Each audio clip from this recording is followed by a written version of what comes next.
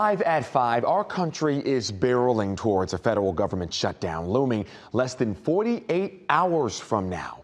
Tonight, Metro Atlantans are already bracing for these impacts because they could be severe, from food to gas to paychecks. Well, Atlanta News First is live at 5 as you and your neighbors start to sort through how all of this shutdown could affect your life. So let's start with Atlanta News First, Rachel Aragon. She is live outside of Dobbins Air Reserve Base in Cobb County. So Rachel, you actually have some brand new data for us tonight.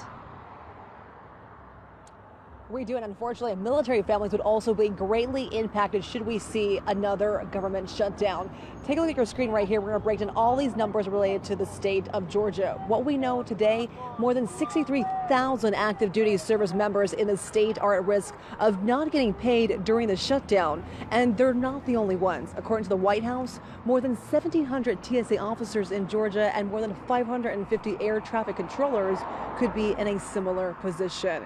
Critical food assistance could also be in jeopardy. According to the Georgia Department of Human Services, more than 1.4 million Georgians who rely on SNAP benefits could see their food assistance delayed under a prolonged shutdown. Earlier today, U.S. Treasury Secretary Janet Yellen was in Savannah detailing the wide economic impact this shutdown could have.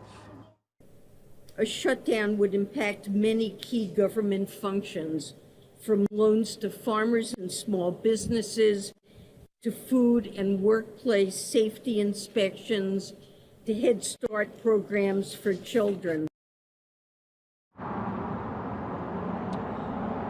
Well, the VA says that VA benefits regional offices would be closed under a shutdown, but the good news is veterans' benefits themselves would go out as normal.